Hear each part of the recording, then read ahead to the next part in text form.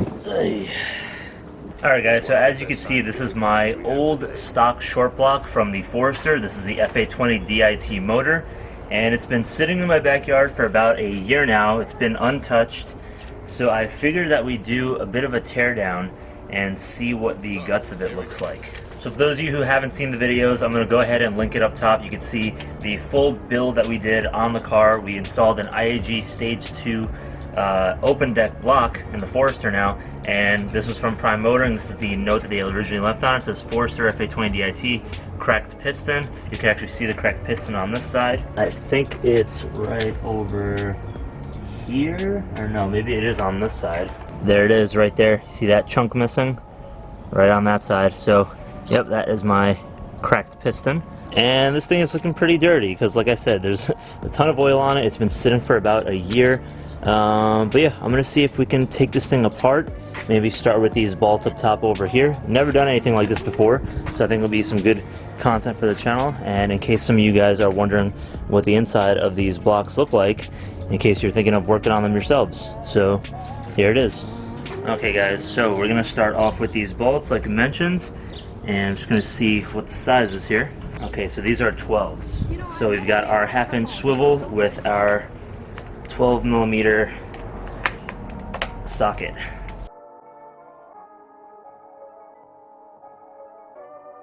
Alright, so those are just 4 up top.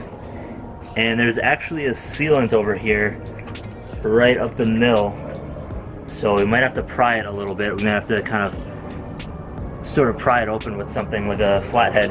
But I think from when it came from Prime Motoring, I think they basically removed all the hardware, because I don't see much else left other than those 4 bolts. But let's do a quick look around. But I do see some bolts here too. These are some special ones, so I don't know if we actually have the tools for that. Okay, now I see some of the bolts. They're right beside the pistons, so they're kind of in here, like in these little holes, and here. So that's where we need to be.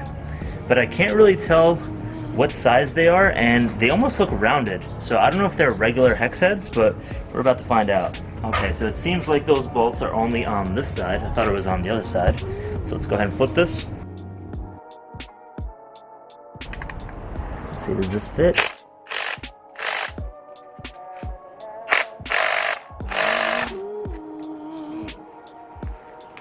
So it feels like it is a 12, but it's not turning. So I don't know if it's just torqued really tight, or if we just don't have the right head, but I don't know. Let's give it a shot. Let's break out some of the hand tools. I think we need a little bit more leverage. Let's try the old jack handle extension. Oh, we got it. Oof. What is all that? Shit, that smells terrible. Alright, so we cracked that one. Excellent, moving on to the next. And last one. Actually, no, there's 5. Oh no, there's a bunch. Oh, they're all on this side actually. 1, 2, 3, 4, 5. Okay, so we have 10 altogether. Alright. No big deal. Alright, so we got all those loosened up. We're going to keep that bar nearby in case we need it. And now we could just use our impact gun to take it all out. And guys, if you haven't already, please go ahead and like the video. It really helps out with the algorithm. And go ahead and support the Patreon if you're interested in that.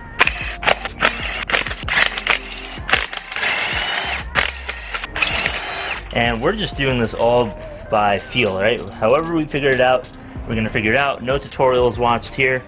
So I'm just gonna go ahead and flip this so those bolts can come out.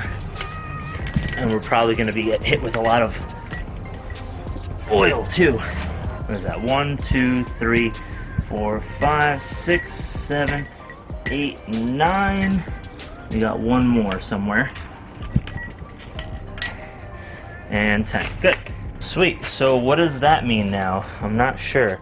So all those are out. Let me just double check here. Yeah, everything is out. So it must be this this adhesive here in the middle. So I don't know if we're gonna have to heat it up and then start to pry, but we'll figure it out. I just noticed that there's one bolt right over here holding it in the middle, so maybe this is the piece I really need to take out.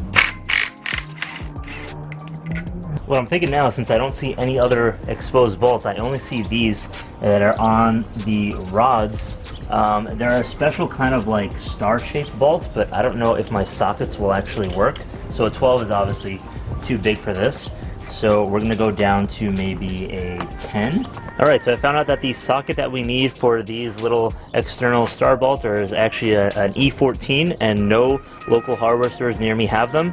So I just did Amazon one-day delivery, and it's gonna come tomorrow. So I'll see you guys then. The next day. All right, it's day 2, and we've got our E14 socket now. And we can go ahead and start removing the bolts over here. They're on the rods. All right, attempt number 2. I don't know why I thought the regular wrench would work. We got to use the breaker bar again. Oh yeah, that's on there good.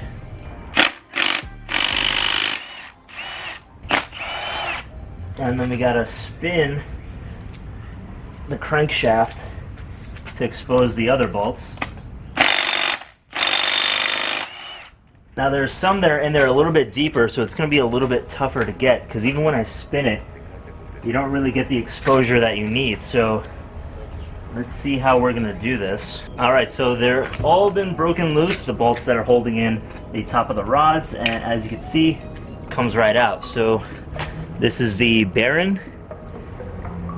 I can't really tell. I think it's in bad condition because I see some lines on there. I'm not an expert at this, but don't think these are any good. But yeah, at least this is the first bearing. Let's take out the rest. Okay, so 4 rods. These are the tops of all 4 of them. You guys can see that.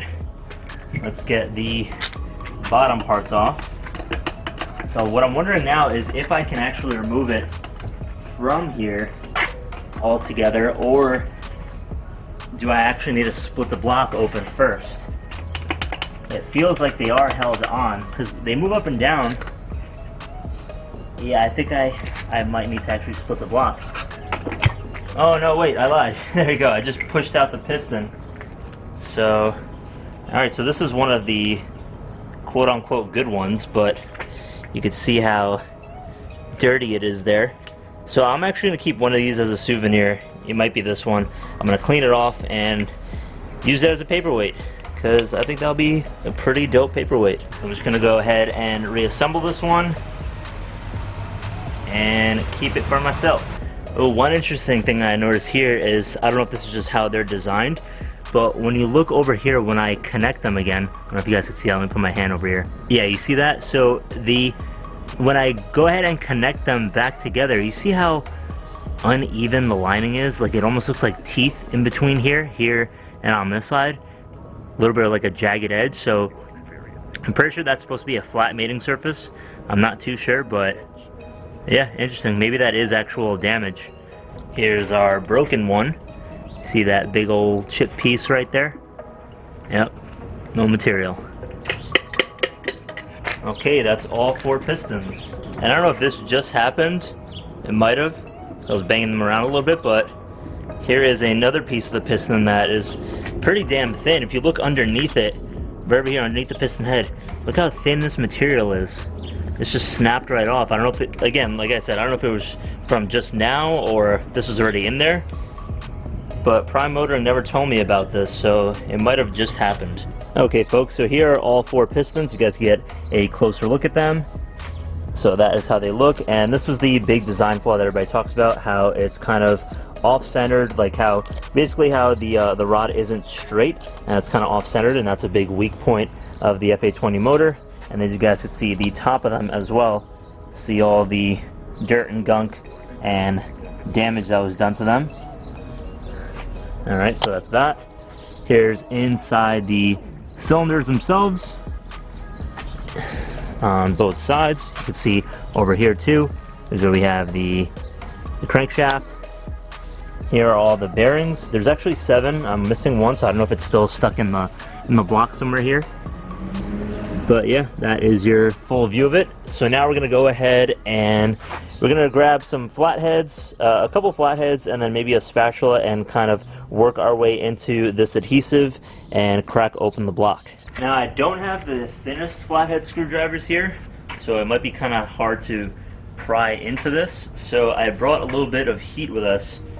So we're gonna start up over here and see if we can get something in there.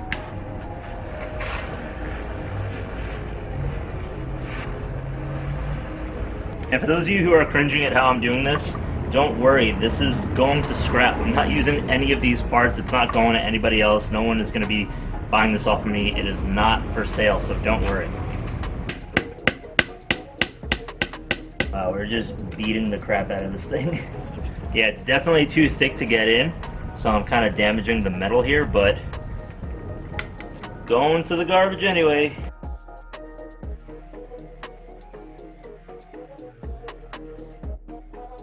See how it kind of split over here? I don't know if you guys could tell, but yep, she's opening up.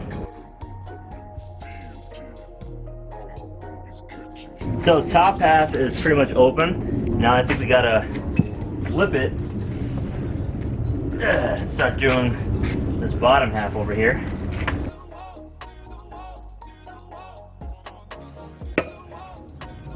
I think she just split. Let's see. Yeah, I can kind of wiggle it with my hands, so we're pretty much there. There it is. Awesome. We did it. Sweet! Alright, let's see this thing. Oh, awesome. Alright, hold on. I think some of these pieces are going to fall off the table here, so we got to make some room. Hey, let's see if we can pop this right out. Pop out this crankshaft. Yeah, I found the last missing bearing. Let's put that with the rest. Oh yeah, and here are the larger bearings on the inside of the block here. I did some rearranging so you guys could see this better, but yeah, here's the crankshaft. It still spins. It's still greased up and everything. So, again, still trying to figure out how to take this off. Oh, well, this plastic piece on the front comes off. I think it's plastic, it looks like it. So this has a little opening over here. It's like a big O-ring kind of. So put that on the side. Maybe that was holding it in place. Oh, yep, that was it. Here it is. Subaru OEM crankshaft. Looks pretty cool. So for those of you who are gurus at this, who do take engines apart, I'm gonna spin it around slowly. Maybe you could pause it and see if there is any damage. I don't see anything. To my untrained eye, I know nothing, so this might be good. But I know that in the IAG block, the replacement, they did get me a new crankshaft, a new factory one. And here are the bearings for comparison. So these are the larger ones, and these were the smaller ones that were around the piston. So larger, smaller. You can compare there, like that. And this one actually fits into it. And it's much smaller. That's pretty cool too. They almost have like a little retaining clip on them right over there. I don't know if you could see that at the top, so it kind of pops into place. I'm sure all bearings have this, but this is my first time, so I think that's pretty cool to see. Oh, and at the front over here, at the front of the block where I was holding the crankshaft, they have these two more specialized ones. This is like a whole big unit that kind of, I guess, holds the front of the crankshaft in place. So the rest of them had just these on, much thinner, right? And look at how much thicker and more material there is there. I guess to kind of center it properly and balance it out. So that's pretty cool. Nice little intricate pieces. And I think that's about it, guys. Everything else just seems to be the case halves, right? So we have the case halves here, the shell, let's call it, of the block, right? That houses everything. So the housing, right? The cylinders, right? All the cylinders and everything. So we have two of those halves. Then we have our crankshaft, right? Which I showed you. And our pistons. And that's about it. And because we didn't replace the full long block, there's other pieces, you know, on the sides of the block too, that considers it the whole long block. And those pieces we didn't have to replace.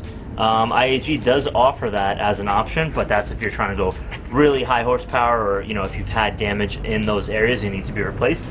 But normally, normal Subaru issues do tend to lie in the short block. So we've got that sorted out. We fixed ours, and we even have the engine code over here, FA20. And if you see that right over there, I'm surprised they don't actually write FA20DIT to differentiate it from the FA20 found in the BRZ. But yeah, that is that, guys. So if you guys like the video, again, please leave a like down below, subscribe if you haven't already, check out the Patreon, and I'll see you guys in the next video. Take care now. Peace.